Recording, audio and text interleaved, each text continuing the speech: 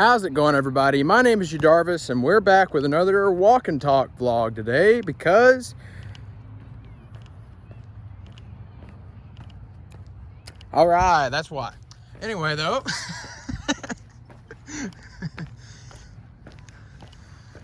nah, I'm just out. Is that a diaper? Please don't be I think that's a diaper. We're just gonna keep walking.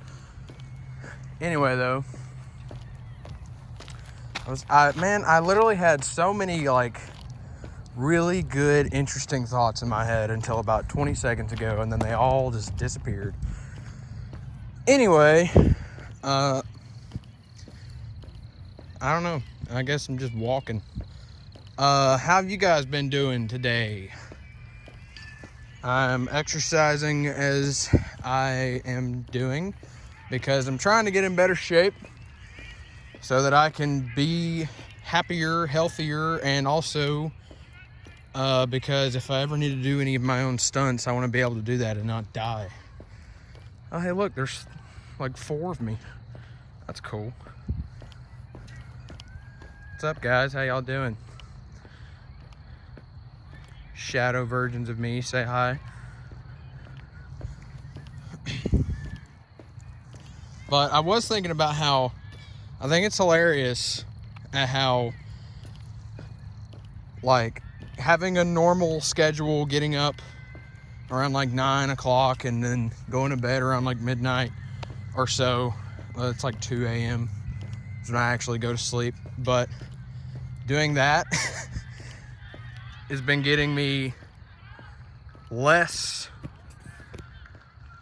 progress somehow on editing videos. It's weird. It's in order to get more work done, I have to be awake when everyone else is asleep and do my work and not live normally at all. It's hilarious. It's funny. I don't know why it is the way that it is, but that is apparently how it seems to be. So maybe tonight I'll be forcing myself to stay awake to get more work done, or I'll collapse and not care anymore and go to bed. No one knows yet. But I was thinking earlier about how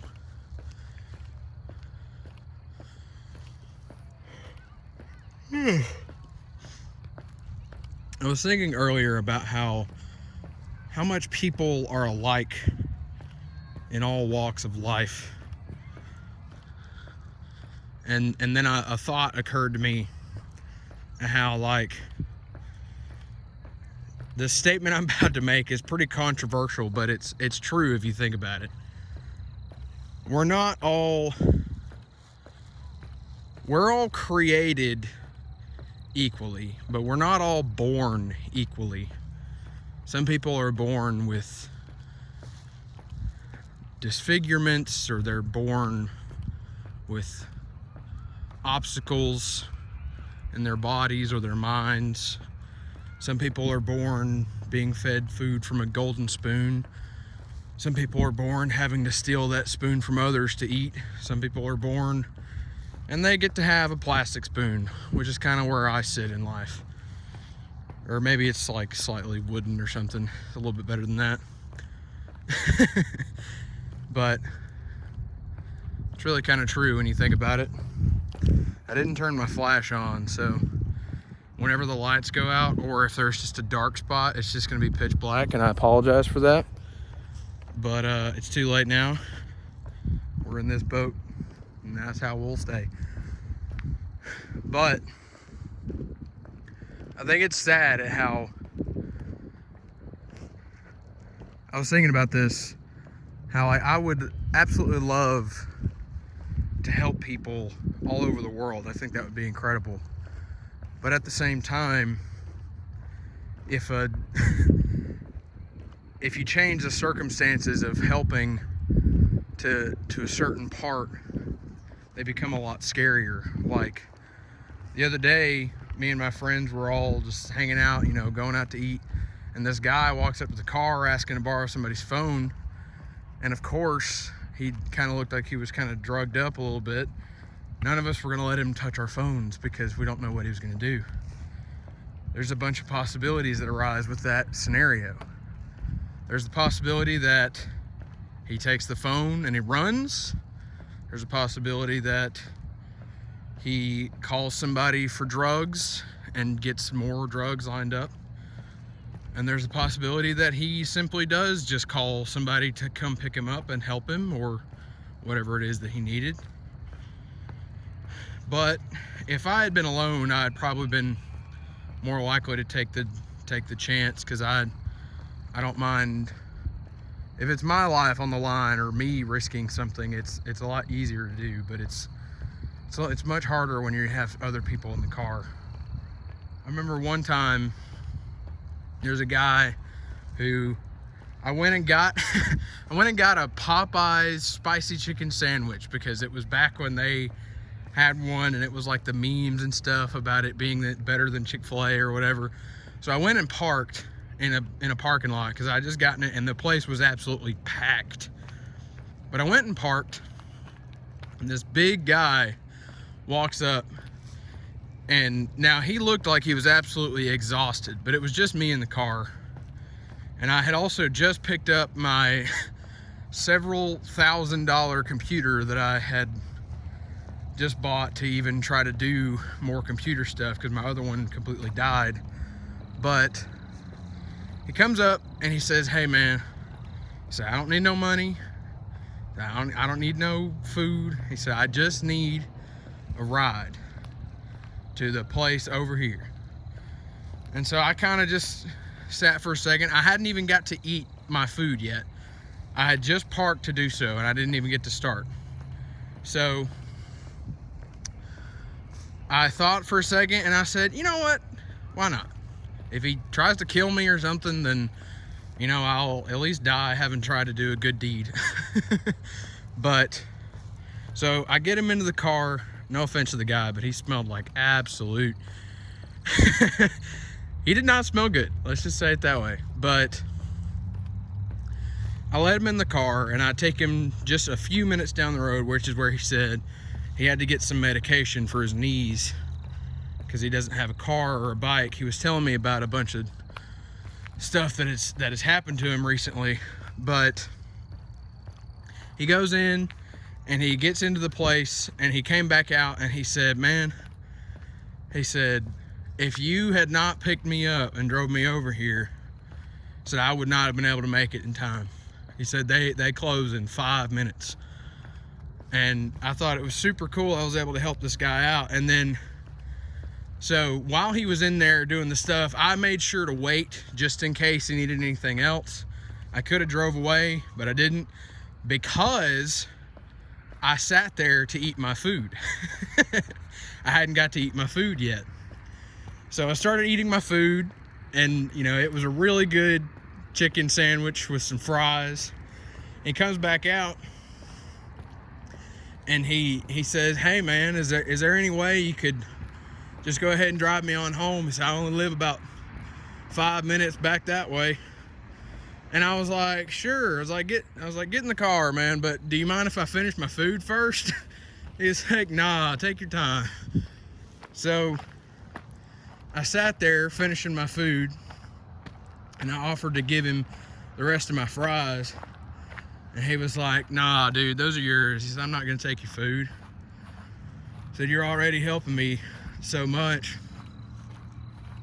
And so I finished my food, and we get to talking and driving, and he was talking about how he'd recently, I think he'd gotten into a divorce.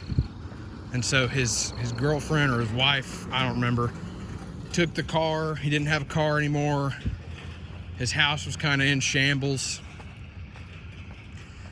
And he was just sitting there talking to me. And then in the middle of talking, he stops and said, "Hey man, what's your name?" And I told him my name. I was like, "My name's Judah." He said, "Well, would you look at that?" He said, "That is one of my favorite Bible names." That's what he said. He said, "Judah." He said, "It means praise." And I told him, I said, "Well, my middle name is Benjamin." He said, "Son of my right hand," which is also what my name means in the Bible. He sat there and he was telling me, he said, I have no doubt that God sent you here today to help me. He said, and not only that, but he said, you helped me twice because you sat there to eat your food and you helped me again. And he was sitting there talking to me about the stuff and about how he used to have some kind of big job. I don't remember, but he was just telling me about how his life had kind of fallen into shambles, and it it sucked to hear about it. But you know, even in one of his darkest times, I was able to help him just by simply agreeing to drive him down the road. Something so simple, you know. I don't really remember how I got on this topic, but my mind bounces around. But I do think it's pretty cool that sometimes just simply pushing past your fear, or pushing past your inhibitions to want to help people because they might be lying to you.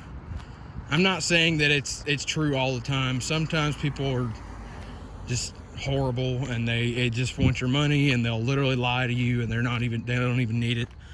But in this case, it was very fun to get to hear some stories from an old guy and to be able to help him out in life. So it's times like that when I think about how in those moments, after we gotten to talk for just a few minutes, I was no longer worried that he might try to rob me or he might try to, kill me or anything like that.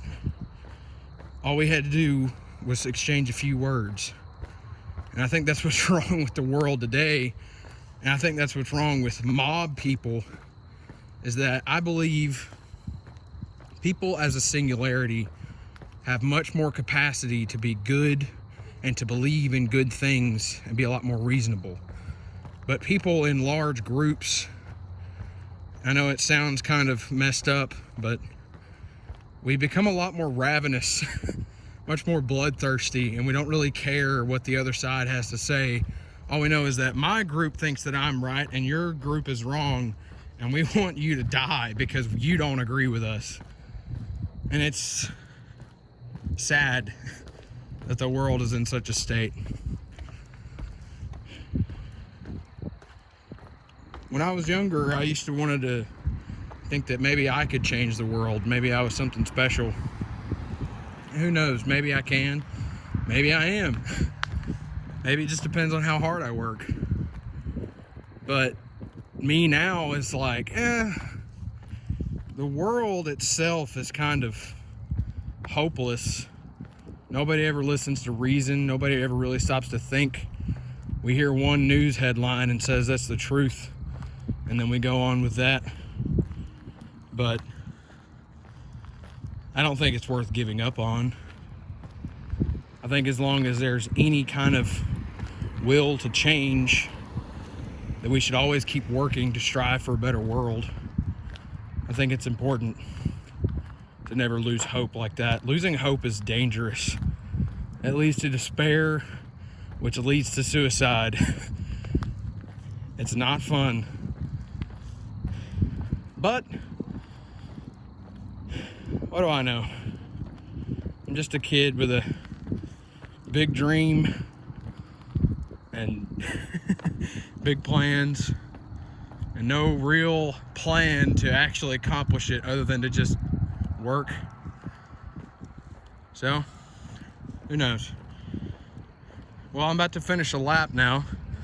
So, hope you enjoyed our little talk, or I guess you listening to me while I walk. You know it's true because it rhymes. Anyway, though, love you all. Hope you have a great day. I'm gonna get back to my run.